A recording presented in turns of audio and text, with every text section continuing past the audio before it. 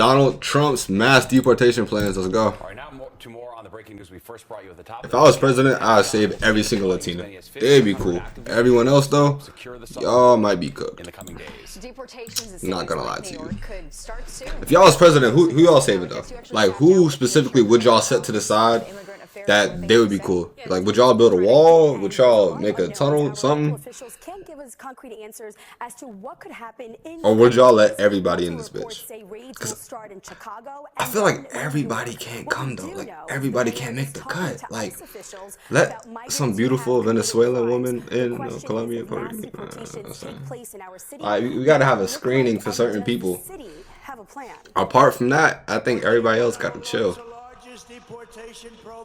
Before he was sworn in, I want to see the like the wall. About initiating the largest mass deportation in US history, and in his first office, all illegal entry will. Is that where my tax-paying dollars going? And we will begin the process of returning millions and millions of criminal aliens back to the places from which they came. While details of how and when Trump's really a thug though.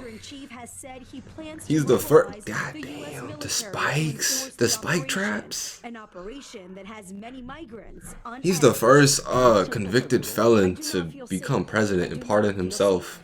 Jason Gonzalez arrived in New York City from Say what you want about him, but man is a cold-blooded businessman. They've been in the city's care ever What would y'all do? Like, if y'all was president, would y'all still like pack everybody up, or would y'all like, you feel me?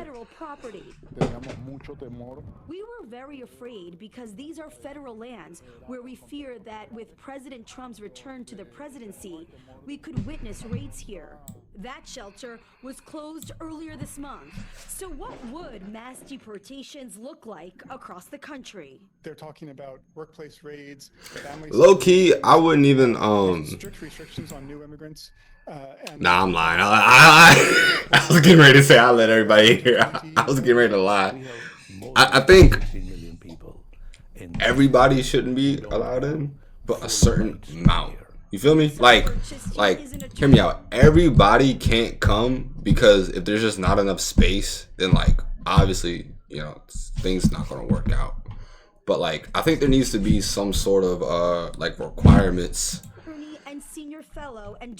I mean, there are, but they need to do it in a better way. Like, I don't think the wall gonna work.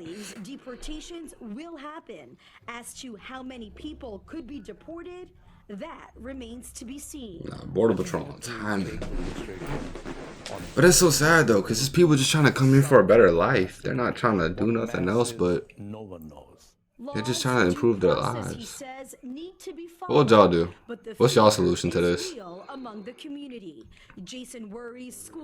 Because a lot of people's fear is that they're taking up mass, like all the job market's cooked already. But there's people's fears that they're taking up all the jobs and opportunities that Americans have.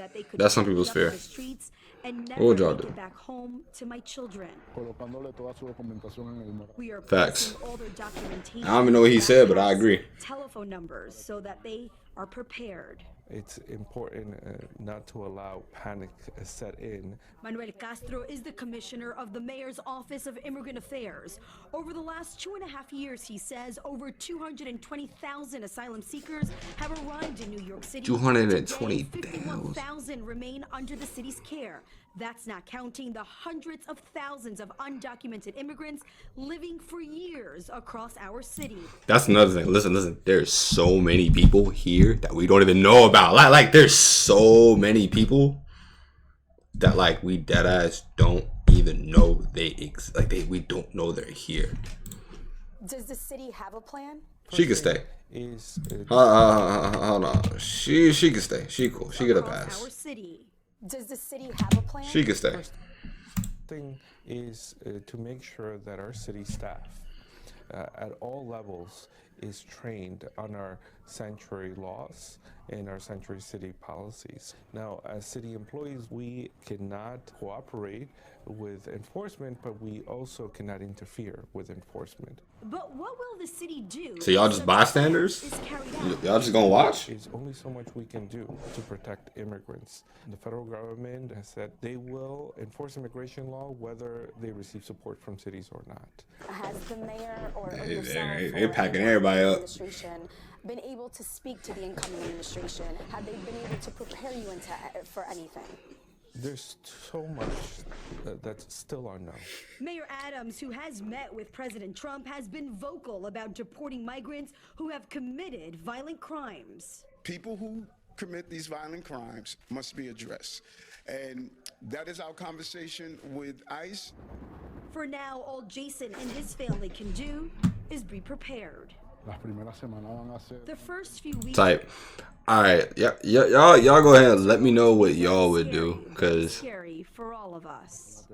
like, is there a Now, I solution? did ask the commissioner Like, if they have a plan in place. she if could stay, families are but separated. everybody else? Will there be a place for them to go to get information? The commissioner told me they are thinking through what that scenario might look like. Yeah. I don't know. It's And, tough. I mean, the migrant crisis unfolding minute by minute. This is something, Steph, that you've been covering from the very beginning. Most recently, you were at the northern border. What can you tell us about what people are saying? Yeah, so it's been a long time. I worked in South Texas, as all of you know, at the southern border for almost 4 years. I watched people cross the border in search of that better life. I saw Border Patrol And there's nothing. taking Listen, action at the here's the thing though. All the criminals, I can understand if they want to keep them out or like pack them up. That's fine. Like the criminals, the people out here that's like, you know what I'm saying, like trafficking and in GTA, and you know what I'm saying, and doing all that, doing all the questionable things. That's fine. That's different. But what about all the people that genuinely just want an opportunity, bro?